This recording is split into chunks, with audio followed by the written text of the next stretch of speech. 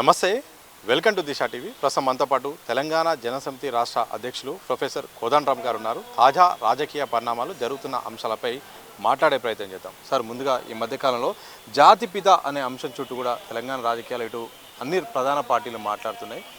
జాతిపిత తెలంగాణకు ఎవరు? ఎందుకంటే ఈ ప్రశ్న మిమ్మల్ని అడగడానికి కారణం ఏంటంటే తెలంగాణ ఉద్యమంలో మీది కీలక పాత్ర. జేఏసీ చైర్మన్గా ఏం చెప్తారు జరుగుతున్న చర్చ?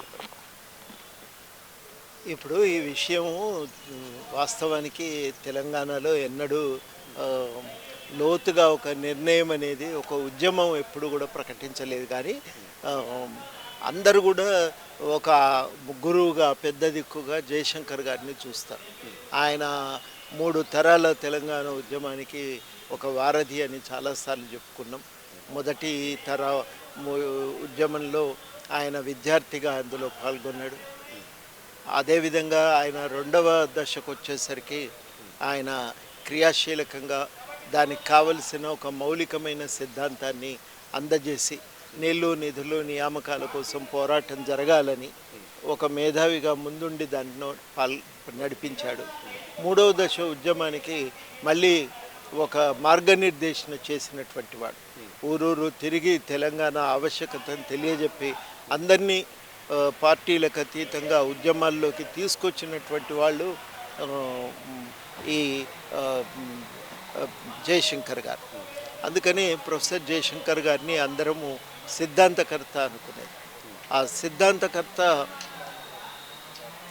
తర్వాత విద్యార్థులు మీటింగ్ పెట్టి సిద్ధాంతకర్త మాత్రమే కాదు, ఆయన తెలంగాణ పితామహుడు అని కూడా ప్రకటించారు. ఆ రకంగా పితామహుడుగా చెప్పుకోవాలంటే ఆయన ఉంటారు. ఆయనతో పాటుగా ఆ సమయంలో 69 ఉద్యమకారుల్లో మరికొంతమంది కూడా కీలక పాత్ర పోషించారు. అందులో భూపతి కృష్ణమూర్తి గారు, కొండా లక్ష్మణ్ బాపూజీ గారు, కేశవరావు జాదవ్ గారు ముఖ్యులు. వారికంటే ముందు కూడా ఇంకా కొంత నిలిచి ఉన్నటువంటి వాళ్ళలో పద్మనాభన్ గారు, ఈవి పద్మనాభన్ గారు, అదేవిధంగా యశోదారెడ్డి గారు, జస్టిస్ మాధవ్ రెడ్డి గారు, వాళ్ళంతా ఈ మలిదశ ఉద్యమం బలపడే సమయానికి వాళ్ళు పరంపదించారు. కానీ నేను చెప్పిన ఈ 4 కీలక పాత్ర పోషించారు.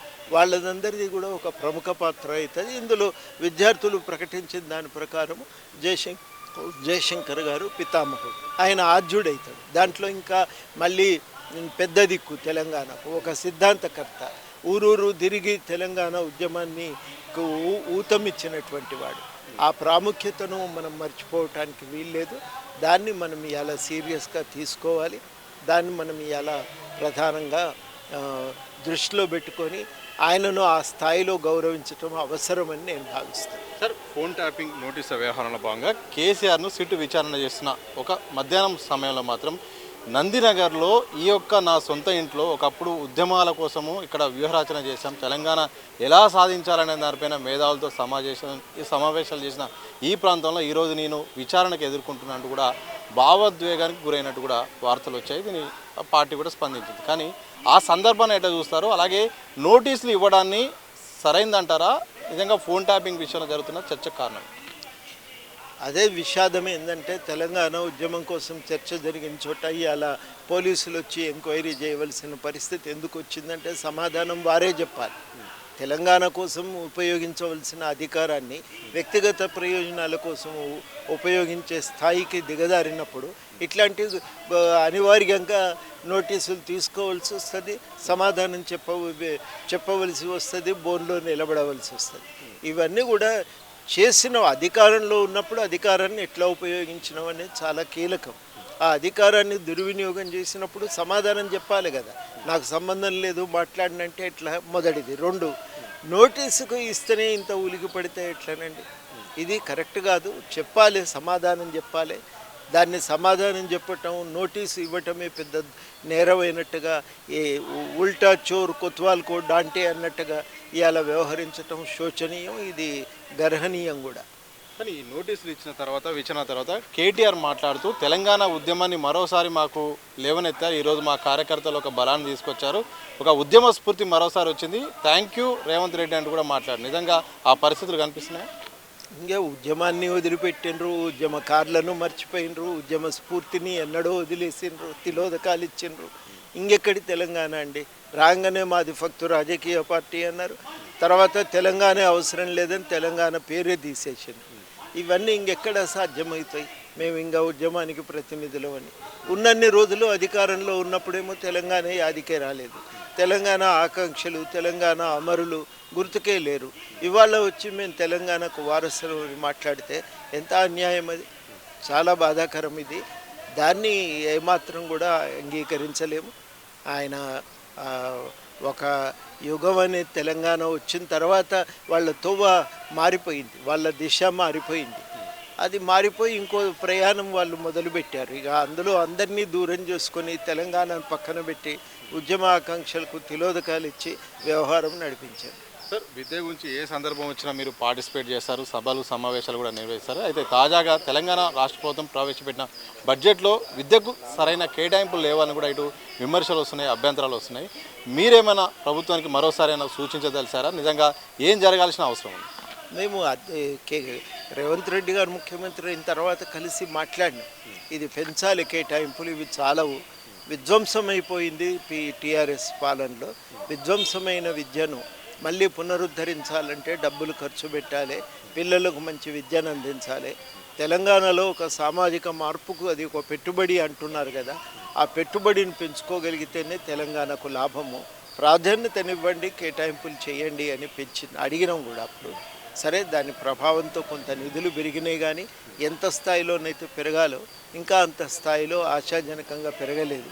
దానికోసం తప్పకుండా ప్రయత్నం చేస్తాం. ఇవాళ కౌన్సిల్లో ఉన్నప్పుడు చర్చ జరిగినప్పుడు కూడా ఆ విషయాన్ని ప్రధానంగా ప్రస్తావించడం, ఇప్పుడు కూడా దాని గురించి మాట్లాడతాం. సార్, తెలంగాణ రాష్ట్రంలో మున్సిపల్ ఎన్నికల కోలాహలం కొనసాగుతుంది. ఇక మీ పార్టీ నుండి కూడా చాలామంది ఆశావాలు ఎదురు చూస్తున్నారు.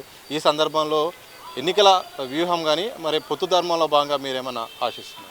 ఉన్నాయవి అక్కడ ఇక్కడ పోటీ చేస్తున్నాం. కొన్ని చోట్ల కాంగ్రెస్తో అగ్రిమెంట్ ఉంది, కొన్ని చోట్ల విడిగా చేస్తున్నాం. ఏం ఎన్నికలండి ఇది? పైసలు మద్యం తప్ప ఏం లేవాడ. ఎక్కడున్నా అదే జరుగుతున్నది. అసలు సమస్యల చర్చ, మున్సిపాలిటీల్లో ఏం చేయాలనే విషయంపై ఆలోచన లేవు కదా. ఇట్లా ఉంటే చాలా బాగుండేది. ఈ దిశగా ఏమైనా అడుగులేకపోతున్నావు? ఏం అడుగులు వేయాలి? మీరు మీడియా పాత్రనే గొప్పది. ఏదైనా మీడియా పాత్రనే గొప్పది. మీరు పూనుకుంటే తప్ప మార్పు రాదు. మీరు వాటిని గొప్పగా చూపిస్తారు కదా, మేమేం చేయగలుగుతాం దాంట్లో? మీరే పూనుకోవాలి. పాత్ర మీద ఎక్కువ ఉంటుంది. మేము చేస్తాం. మన సూర్యాపేటలో మేము క్యాంపెయిన్ చేస్తాం.